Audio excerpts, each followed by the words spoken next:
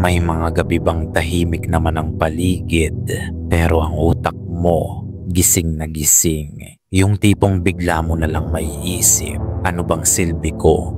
Ano bang purpose kung bakit ka naririto?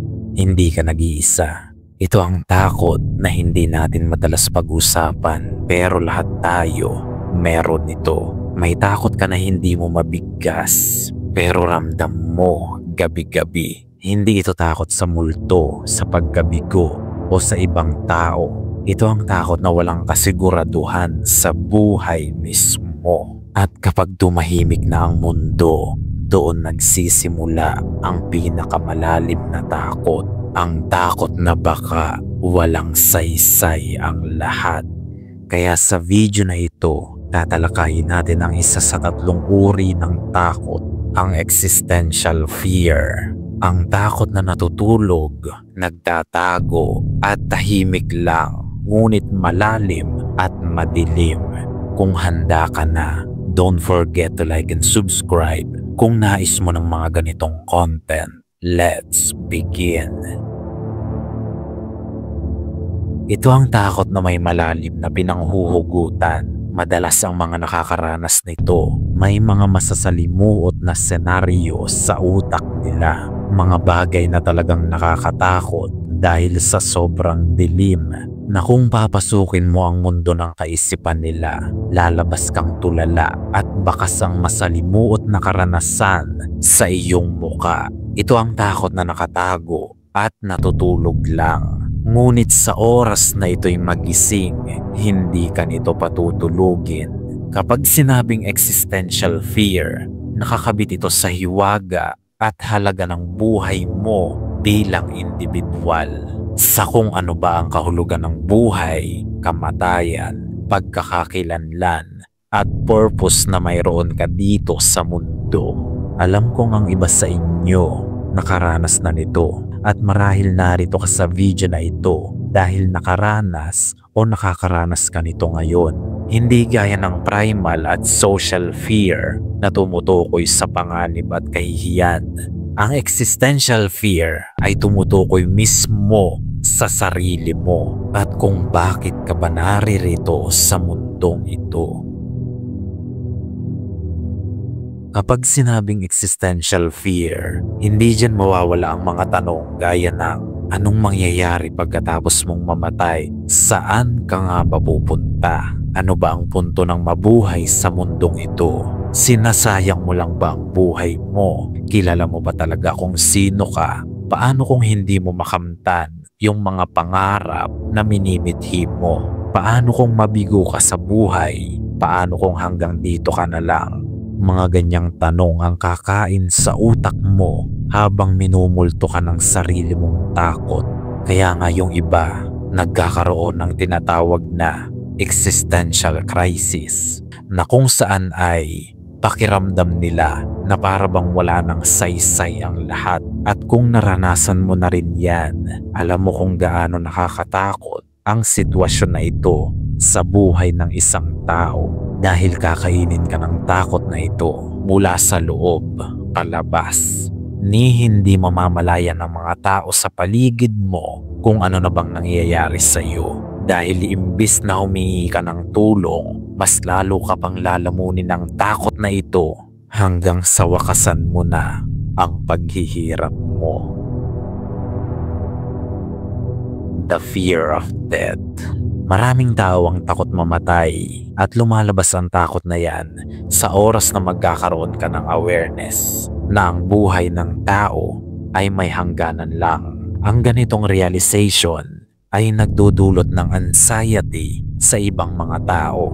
Ang realidad na balang araw ay mawawala ka sa mundong ito at hindi mo alam ang susunod na mangyayari ay talaga namang magdudulot ng pangamba. The fear of meaningless. Minsan mo na bang napagtanto na para bang ang lahat ay walang saysay? Minsan na bang pumasok sa isip mo na ang buhay ay walang kahulugan? Dumating ka na ba sa punto na yan ng buhay mo? Isinilang ka lang para magdusa, para maghirap. Isinilang ka lang para mamatay, na ang lahat ay walang kahulugan. Kung hindi mo pa nararanasan yan, maswerte ka. Dahil sa oras na lamunin ka ng ideyang ang lahat ay walang kahulugan, ibang takot na ang mararamdaman mo dyan. The fear of freedom and responsibility. Kapag na-realize mo na mag-isa ka na lang sa buhay, magkahalong saya at takot ang mararamdaman mo. Dahil ikaw na nga ang may hawak ng buhay mo, ikaw na rin ang responsable dyan. Wala nang sasalo sa'yo. Wala nang nanay o tatay na aakay sa tuwing nahihirapan ka. At ang ganitong realization ay maaaring magdulot ng overwhelming emotions sa isang tao na hindi niya mapigilang wag mabahala sa sarili niyang buhay. The fear of isolation. Madalas mangyari ito sa mga taong mabilis panghinaan ng loob. Lalo na kung iisipin mong walang kayang makaintindi sa totoong nilalaman ng mga hinaing mo sa buhay. Diyan mo mararamdaman na para bang nag-iisa ka, may kasama ka nga, ngunit walang nakakaunawa sa iyo. Walang nakakabasa ng kalagayan mo. Pakiramdam mo nag-iisa ka lang. Nariyan nga sila, ngunit parang ang layo-layo pa rin. Ito ang takot na kumikitil sa mga mukhang nakangiti, ngunit sa likod ay umiiyak pala. Realizing life is short. Kapag napagtanto ng isang tao na ang buhay niya sa mundong ito ay napakaikli lang, may dalawa lang siyang pagpipilian sa ganitong sitwasyon: ang magpursigi na mamuhay ng may kahulugan at saysay, o ang matakot na balang araw ay siya'y mamamatay. Ngunit ang nakakalungkot dito, mas maraming tao ang namumuhay ng walang kahulugan. Alam na nilang maikli lang ang buhay, ngunit hindi pa rin nila ito binibigyang kahulugan. Dahil ang totoo, matatakot ka lang mamatay kapag hindi ka nabuhay ng may saysay o kahulugan. Losing a loved one.